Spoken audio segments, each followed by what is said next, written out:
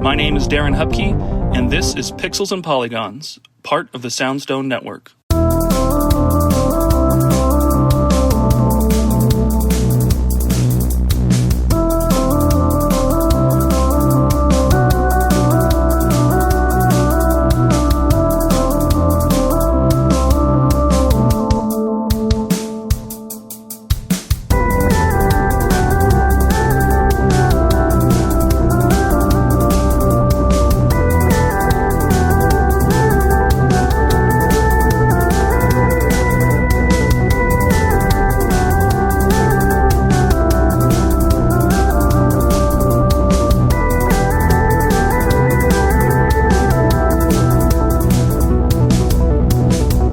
Welcome to a new episode of Pixels and Polygons. I am Darren Hupke, the host of the show.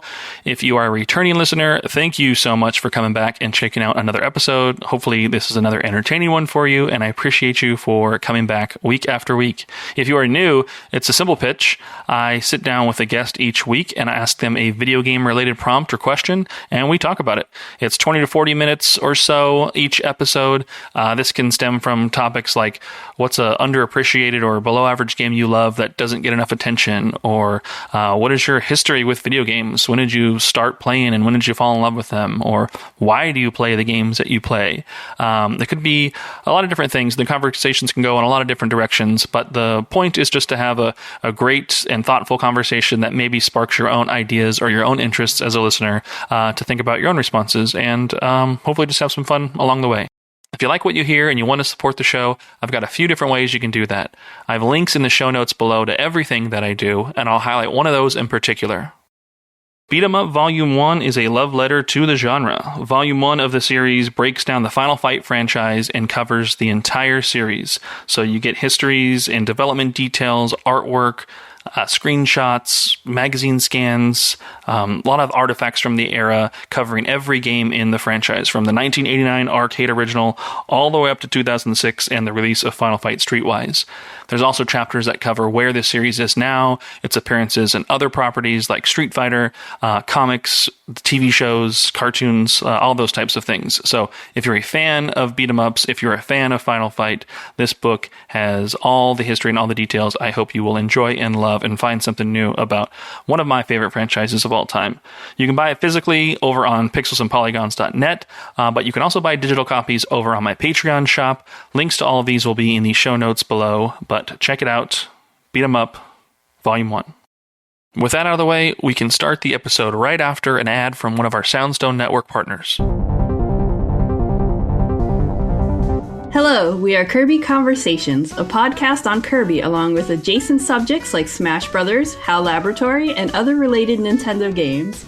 In each episode, we take an in-depth look at a new Kirby topic, drawing on our decades of experience with the series.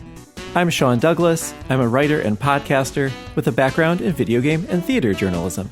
And I'm Gigi, the editor-in-chief of Kirby and a big Kirby fan from Brazil. I translate Kirby interviews from Japanese to English and research a bunch of obscure Kirby media. And I'm Bridget, a longtime fan, commentator, fan artist, and Kirby collector. Join us for a mix of commentary and original reporting, deep dives into Kirby history, interviews with industry professionals, and more, as together we explore all things Kirby and HAL Laboratory. We're a proud part of the Soundstone Podcast Network, and you can find Kirby Conversations on Apple, Spotify, or wherever you listen to podcasts.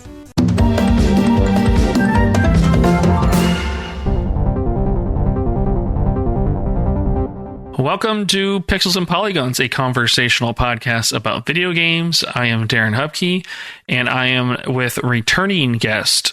I can say returning guest because we've recorded a prior episode together, but we have KaL joining us.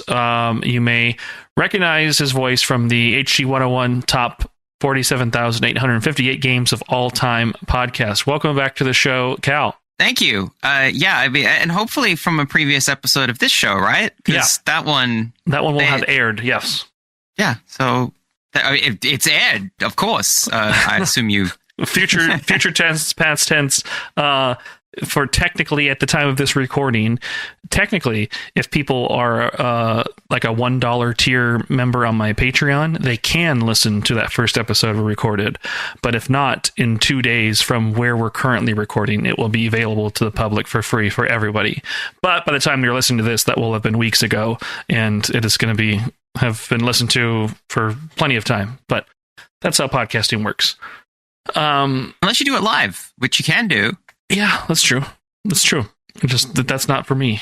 I mean, I don't mind recording live. I don't mind recording live and having, little edits and just making it simple to push out. But I don't know that I could trust the entertainment value of me just going live and hoping that it's good all the way through. I wanted to ask you about the podcast, the top 47,000 games of all time. Have there been games, and I'm sure there have been, but have there been games you absolutely just disagreed with their placement on your super scientific, absolutely definitive podcast list? Well, that question is kind of like, we have a large list of games, and since we argue about where they go on this large list of games, which is the gimmick, one of the gimmicks of the show, if you do take it seriously, you definitely will get really mad about where some things end up, because people don't like the same things that you like necessarily. And like as a list of people on a video game podcast, we are diverse in what we like. So it does mean that I do kind of feel like I'm out in the cold sometimes when it's like, well, this game's great, and everyone else is like, we didn't like it. And so so some things get tanked. I guess I'll give you a few, because like one of them is like years ago we put the very good Nier Automata as one of the like 3, 4, 5th best games of all time. Like it's extremely high on the list, and this was like personally frustrating to me because I really do like that game a lot, but I don't think that it is also better than the fullness of the list. Like, as in, like, I didn't think it was top 10. And when it comes to putting the games on the list that we have, once you go into about the top 10, I that's probably the only point where I feel like very strongly about it. I'm like, it really, really needs to feel like it justifies itself in the top 10. Because that's like where there's 10 games ever that can sit in the top 10. And if you push one out of there, then it's no longer in the top 10. And if you put one in there, it's very difficult to push it out, because then you push everything else that you put in the top 10. Anyway, I was like, wow, I love this game, but you people, you're crazy. It's not as good as this, as the whole list, basically. So that one, that was a painful one. I think the ranking for that one went on for a while, to the extent that I think we cut the ranking out of that episode. Like it was, I think we chopped a huge back and forth, because I think that episode ended up like an hour and 20 minutes, an hour and a half, because of how long we spent arguing about the number, and just like, please don't do this. This is horrible. This sucks. What are you doing? So that was the most contentious placement for me, even though I really like the game, which makes it more contentious, because it's not like, I wanted to put that game high, but it's so high. I'm like, man, now I don't know about this at all. That's a tough episode, that one. Nier Automata is a great game, though. I play it, I guess, but yeah, that was, I don't know how much of that, because that one, I don't know how much of that made it into the episode. I'm not sure if we left any of that in there, because that was a fight. There were knives out and stuff at that point. Yeah, it technically pushes out Super Mario Brothers 3 from the top 10 games of all time. That's technically number 11 because of its jostling there to be where it's at. It's also the most modern game in the top 10 currently. There are a couple of PS2 titles there, 64.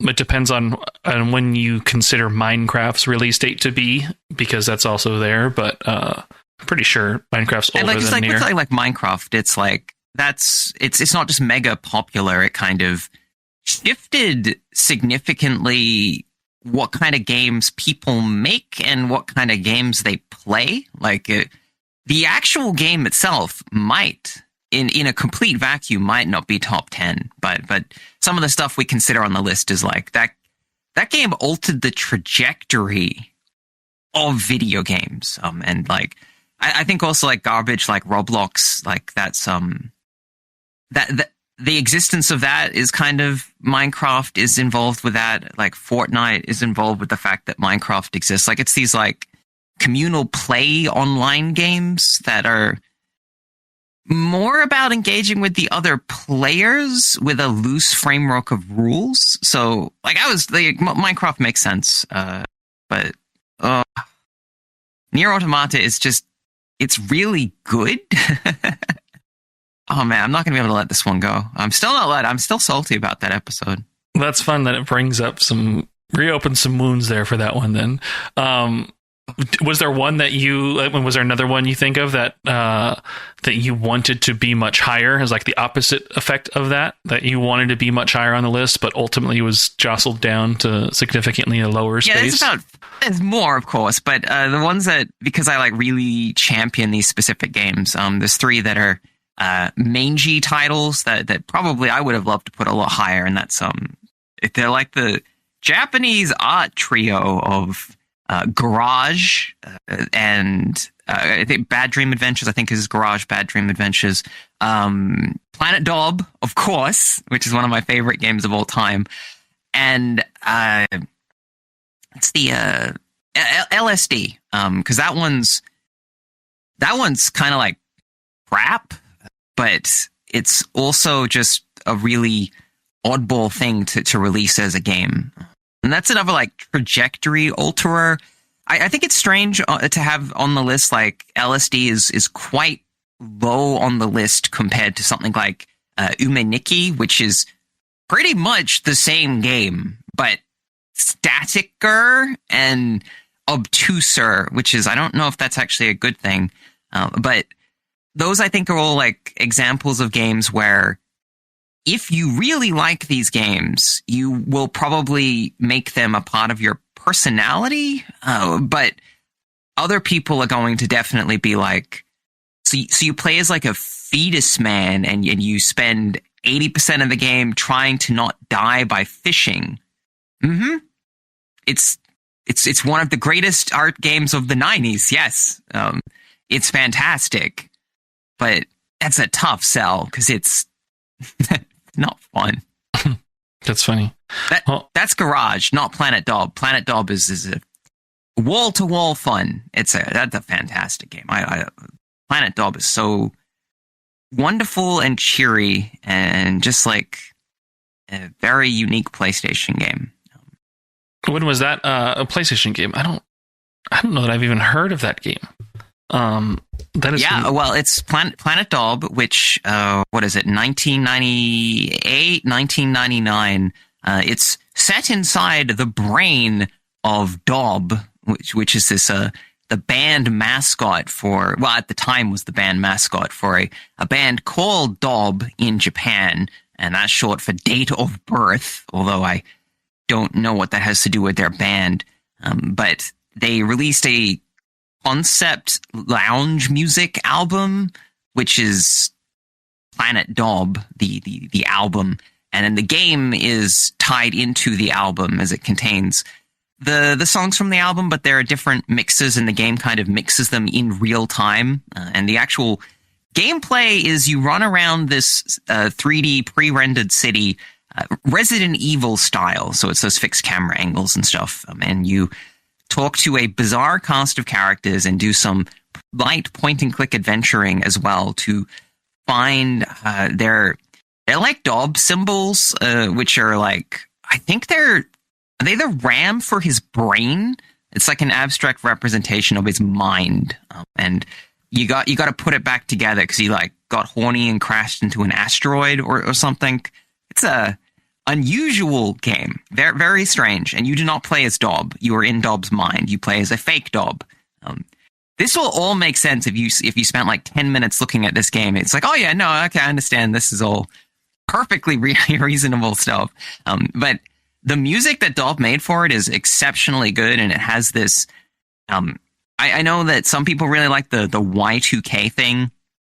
It's one of those like incredibly Y2K games, and it's really just a bit strange. But like I am an absolute sucker for like artists or like meteor artist driven games, because they just generally didn't conform to the reasonable tropes of a video game. They just kind of made stuff that they thought would be fun or clever. It doesn't necessarily mean the game is great or that fun to play, but it makes for something that's very interesting. And in Planet Dob's case, I think it's pretty fun. There's also some mini games which are vaguely musical themed. I keep saying that Planet Dob is going to be like one of those, like it's going to become really expensive at some point. And my goal is to make the game really expensive by convincing everyone it's really good. But it's a cool game. It's very, very unique. They probably wouldn't have released it outside of Japan because it's too much text. It's a lot of text. The whole game's actually in katakana because it's like supposed to be strange and foreign, so it doesn't use the full set of Japanese characters. It just uses katakana, which makes it almost unreadable, and not just to people who don't natively speak Japanese, but to people that speak Japanese, because it's like using like a third of the alphabet to write your words in English or something. It's tough. Interesting. Yeah, I'm looking at some screenshots for it. It is a strange looking one. For sure. Oh, yeah. Dob is literally like the eyes and like ear and or headset looking side piece thing. Yeah, of it's the head. Very cute design. Interesting. Okay. Everyone has Dob as their like written on him, or as like their face, or as part of their design. It's very interesting. Yeah, that's because they're all part of Dob. Yeah, this is just the more I'm looking at it, just the weirder the designs. Yeah, it looks funky. I definitely would like to give this a try one day, and just dabble around. Why not? I thought I liked weird and obscure games, but these are new levels, so I will have to check that out. But okay, thanks again for doing the show. You want to do an icebreaker and see if I can get your brain juices flowing, if that's a thing that happens. Let me see. Yeah. Which one shall I ask you? Actually, I'll ask you this, because this is probably going to be a funky one too. This used to be an episode question, but I flipped it into an icebreaker question. But what is one of your least favorite games in one of your favorite gaming franchises? So it doesn't have to be your most favorite franchise ever or anything, but just, a franchise or a series you love. What is your least favorite game in that series? This is gonna be a tough one, right? Because I gotta remember games because I like all the games that I play always, even if I say I don't. I like them, so it'll be I'm trying to find. Yeah, I'm not the type of person what they thought was good about it. Yeah, I'm not the type of person who wants to like dunk on anything or have hot takes or disparage a game. This is just like, the least favorite. Maybe the one that just wasn't as enticing to you like the other ones may have been or something. So yeah, no need to get like negative with it or anything for sure either too, because games are games. Like they're all made by people, they're all meant to entertain, and if you don't catch the wavelength of it, that's fine. You can find a game that you do, and you don't need to spend any energy trying to slander it or anything. But most of the time there are redeeming qualities and entertaining factors, and you can try and play. But if you can think of something there, least favorite game in one of your favorite gaming franchises, I'd be curious to hear what that is. Unfortunately, Dob did not receive a sequel, so we don't know what that could have been. They barely did a sequel. They didn't really do a sequel album. They changed the way that the sound of their music, and it's an incredible jazz fusion lounge album, and it's kind of outside of their usual sound. So that's tough. Oh, well, I do like the Sonic the Hedgehog game, so I assume that I could think of one of those, because I'm sure that there's a lot of not so good Sonic titles.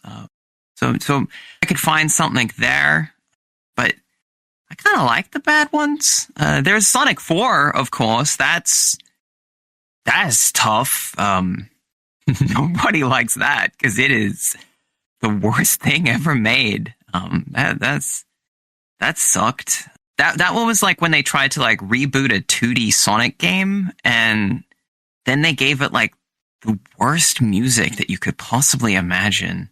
That was that the one tough. they, like it was like fake. Was that the one they tried to release like episodic, like through like chapters or something, or like the different stages? Yes. Okay. So you've got like Sonic 4 episode 1 and episode 2. I don't even remember if they did episode 3. And like that's like a nightmare of like chasing like trends and not really defining what they really wanted to do. It was just like, well, I think people want a new 2D Sonic, so we'll give them that as well on the side of making out whatever garbage games.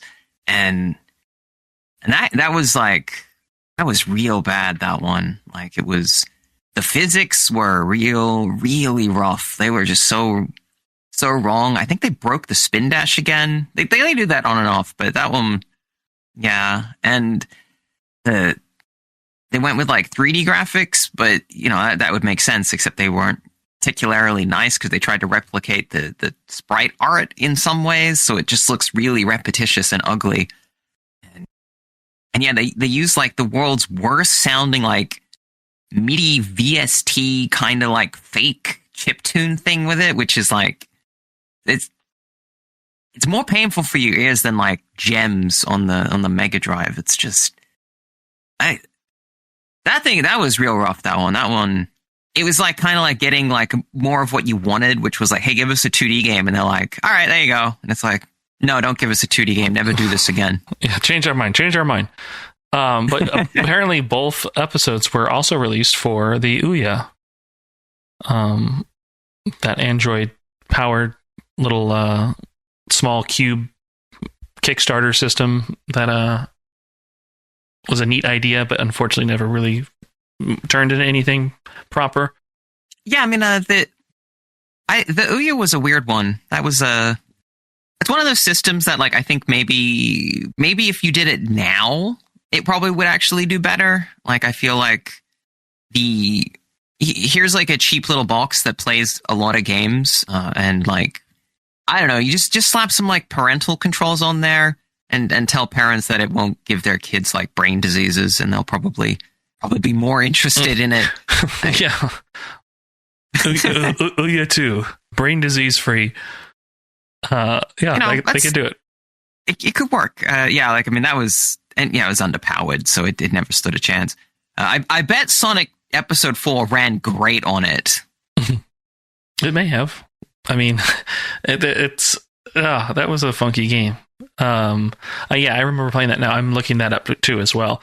I remember being excited that it was going to be like an iOS game to play on an iPhone, but I didn't buy it for it. I want to say I probably got it on the Wii, because just the Virtual Shop and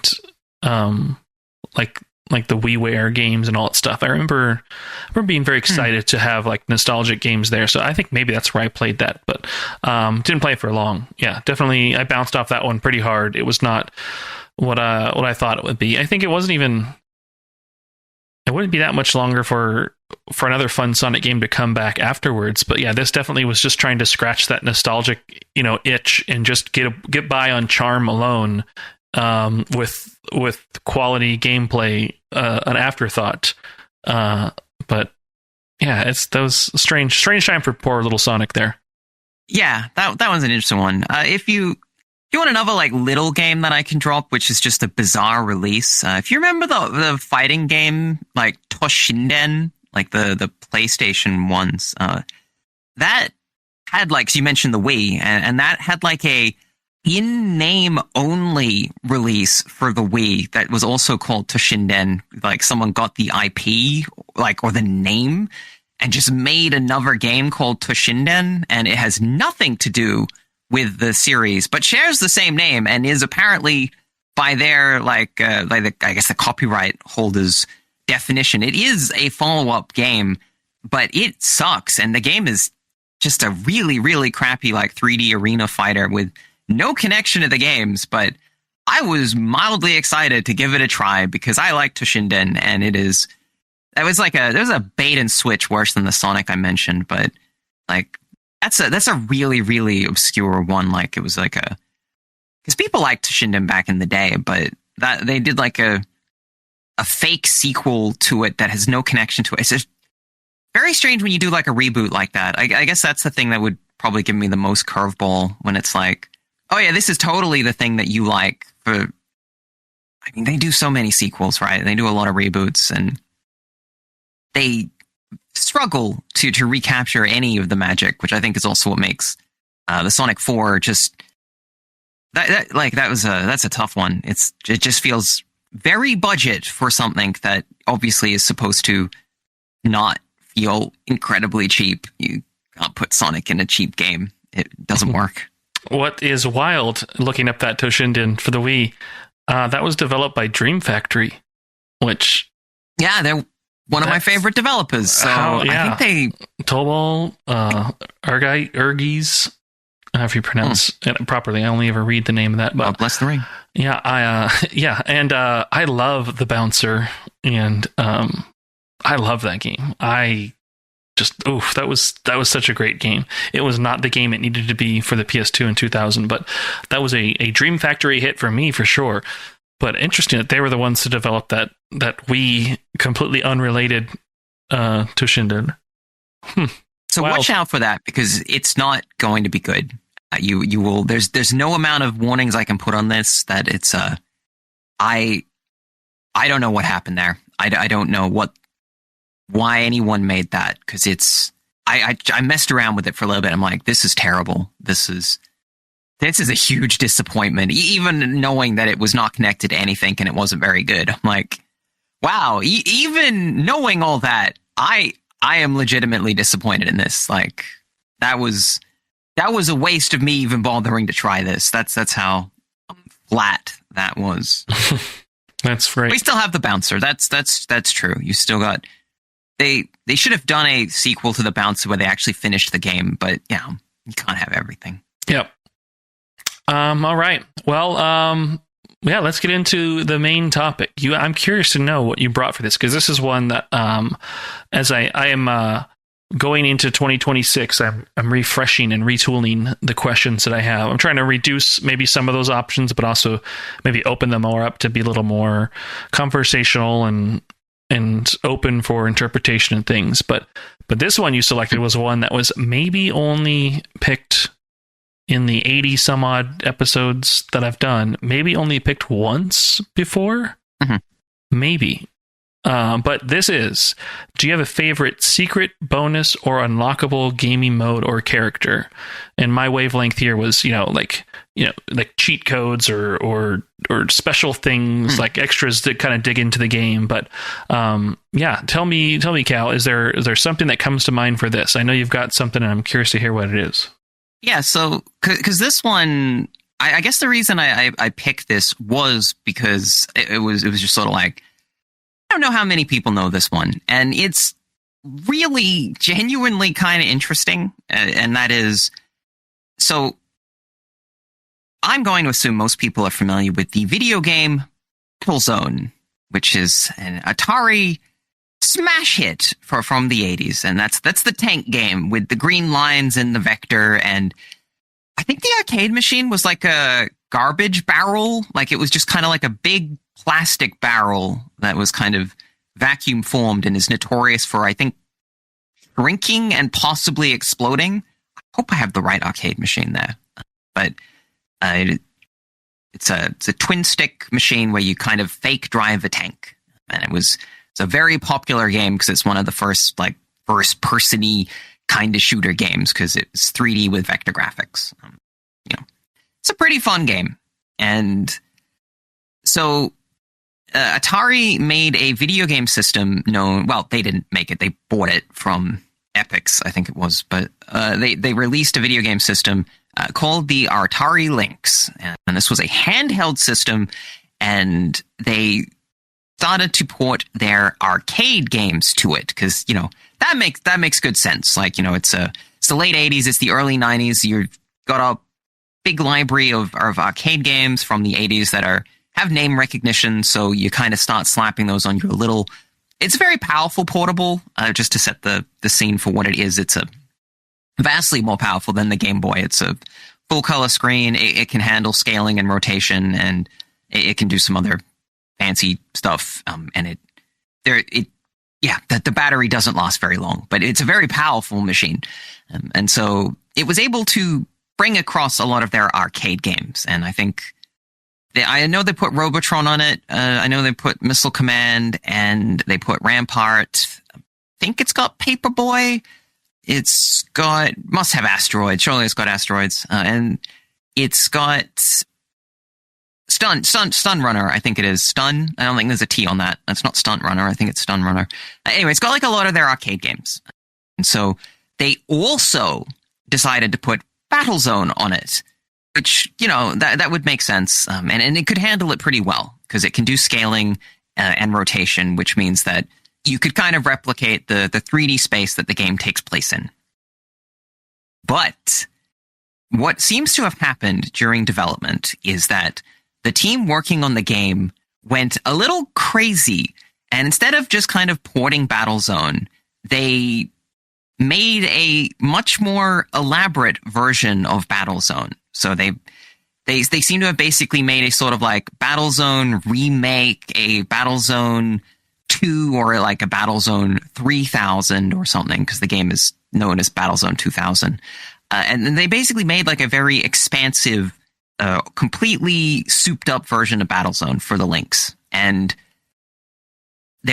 this is mostly hearsay. I could have sworn I did read a developer interview on this one, but I can't find it. So all I've got is the scraps that I can find online. And apparently when testers got to this game, they were confused and baffled by how you play it, how it works. It's not the arcade game BattleZone anymore. It's some kind of more complicated future sci-fi tank sim game. And so the orders came from above to fix it, to just release BattleZone. We don't want any of this other stuff. We don't want to confuse people. We just want to sell BattleZone. That's what they're expecting. And so if you buy the retail release of BattleZone 2000 on the Lynx, you will get a pretty good, fairly serviceable port of BattleZone from the arcade. I think it also has multiplayer, but it's BattleZone. But the team that spent some time, or at least the programmer, I'm not sure how many people worked on it, decided rather than delete their game, which is also completely crazy. Like, could you imagine like being told to just delete your entire game and release a crappier version of it today? I think they'd make it DLC or something. But what they did was, instead of deleting their game, they hid it in BattleZone 2000, which is just an arcade port. And if you buy the game, if you see the box, it's just BattleZone. It's very clearly just BattleZone. But with a very simple to input cheat code that is a bit finicky, but it will work, which is like, I think you have to press like Option several times and then hold it and at a specific screen and then reboot your Lynx. It will reset your game and start you in the prototype BattleZone 2000 that they were making. So this cheat code basically unlocks the actual video game that they were actually making instead of a port of BattleZone. So it's probably the only cheat code I can possibly think of where the cheat code literally unlocks a bigger game than the one that you bought. Yeah, I mean, when would that have ever been able to be done? Like, yeah, that's a insane circumstance and scenario to lead to that happening. Like, this is because if you're familiar with BattleZone, which is, again, this is a tank game. You drive around, you shoot some tanks, and that's the whole game. This is completely new art. You can build and customize your tank. I believe you have a credit system. You have a planets system. A planet system where you can basically go to different planets, and there's sort of a they didn't finish this because they were made to finish the other game that they were kind of supposed to make, I guess. But there's like a whole like galaxy travel kind of system where you go to different planets on a map, and all of those are terrain types with a variety of different enemies on them. And I believe you can play multiplayer in this somehow, but I think you have to synchronize your reboot, so it's almost impossible. So that's going to be tough. But yeah, it's I don't know how to describe it other than like when you do like a modern reboot of an old game, that's pretty much what this was, and it's just hidden in the game. It's not available. The manual will not tell you it's there. They don't even, because you would just have assumed that they would maybe make it just an unlockable if you beat BattleZone, or like, not an unlockable, but maybe like just a password or something that it can give you and say, hey, go play this. Now that you've beaten the game, go play the advanced prototype or something. Just slip something else in there. But they were narrowly averting throwing out all of their hard work by including it as a cheat, and it was a genuine secret. It was not something that they would let launch until the games were ran off the ROM and you couldn't stop them. So it's and if you look this up, and it's like you can see some videos of this online, like it's mind-boggling how much of this there is, considering that like if the base game is just BattleZone, it's like, good for 10 minutes, good for 15 minutes, kind of like arcade game. This is some sort of like expansive game. Yeah, I'd be curious. It's just like the storage capacity of like the cartridges they used for the Lynx game, because like obviously having just that BattleZone game, they would probably anticipate it being like a certain size, but like is there nobody questioning why like the game data is like, this is so weird, why is this so high, like these are just wireframe things, this is just BattleZone, like this should not be this high as far as how much data there is, and because hidden away is a non-wireframe game with like obviously like sprites and assets. I found some screenshots for it, and yeah, there is some like menuing and picking the zone looks like a heat map, with like a color scale and things. Like, yeah, definitely would have added more storage, especially in an age when you're talking about kilobytes of game space, into the low megabytes. But yeah, wild. Atari did like to waste money, so that would be my first guess, is they just wouldn't notice. But I think maybe BattleZone itself was so small that it, like, you have you would have like a minimum cartridge size, right? Like I don't remember how big the Lynx carts were, or actually whether they had many variations in terms of how big an individual game was. It could have been a flat rate single size, like, hey, here's 2 megabytes, this of space, this is what you get. And yeah, that was more than enough to do that. Because like if it's like, well, we only use like 100 kilobytes of our 512 kilobyte storage, well, we can fit the rest in, because certainly no one that's going to catch that it's got more game in it is going to care. They used to, I thought they used to fill out ROM space sometimes with games. Like, it's kind of famous. A lot of arcade games had just leftover crap in them, because, they released, on like a megabyte or 4 megabyte like set of ROM chips or something, and it's just padding in the ROM because they're like, yeah, whatever. Like, the game only takes 3 megabit, but we've asked to use 3, so we ended up 4. So we just left whatever was in there. Doesn't matter to them.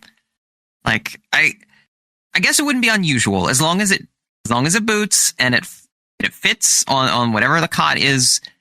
No one's going to question it, and I assume anyone that could have questioned it was probably fine with the original game being on there. Yeah. Yeah, actually, looking this up, their cartridges, they had options. They had 128, 256, 512, and with bank switching, 1 megabyte. So, I mean, yeah, but for money-saving reasons, they probably could have released the whole game, just BattleZone, as intended, on a 128 kilobyte cartridge. But having that additional content, it probably pushes it into, the 256 or even 512. I mean, because those are full-colored, like, sprites and things. Like, obviously, it's going to take up some space.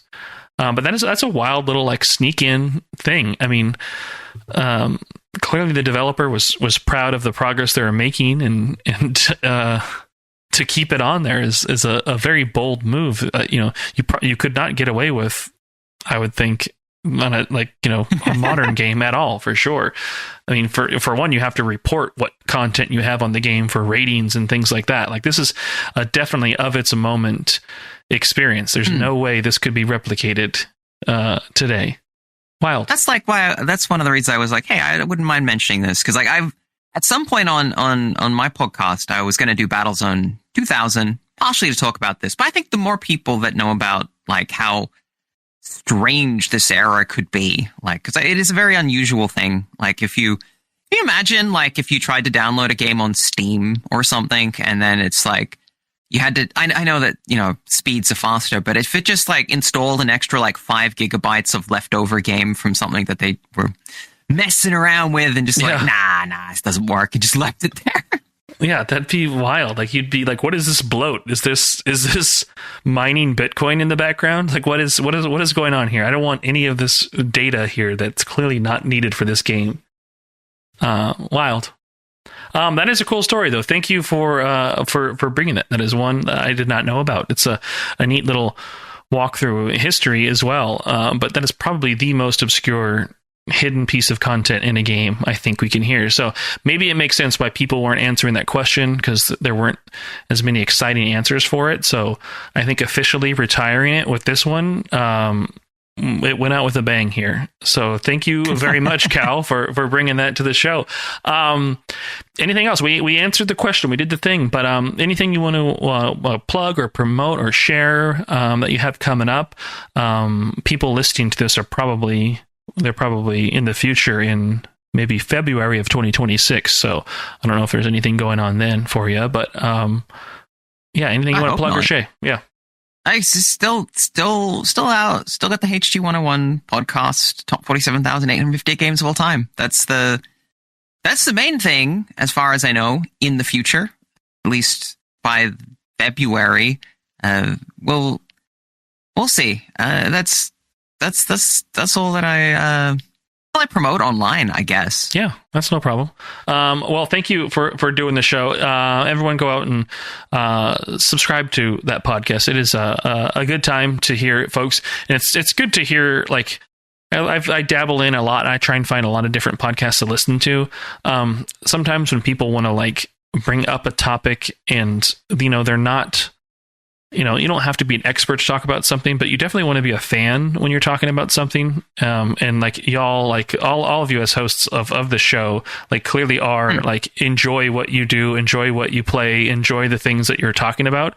And so like hearing people talk about things that they like, just makes it really, easy to listen to. So, it gets a recommendation for me. So if y'all, for whatever reason, listen to my show, you definitely will want to listen to the HG101 podcast. So go find it, subscribe to it. It's worth your time.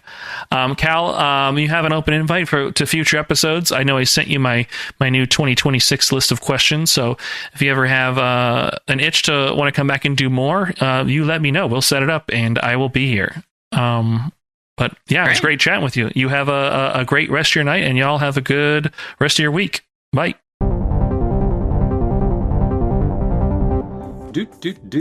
Oh, hi. I didn't see you there. I'm Nick McConnell, and you caught me reading the instruction booklet for Street Fighter II in preparation for my weekly stream Instruction Derby, where I take a look at the creative, fun, and sometimes bizarre lost art of video game manuals. Did you know that, according to the manual for Street Fighter II on the Super Nintendo, Ryu was born in 1964, making him 62 years young, canonically?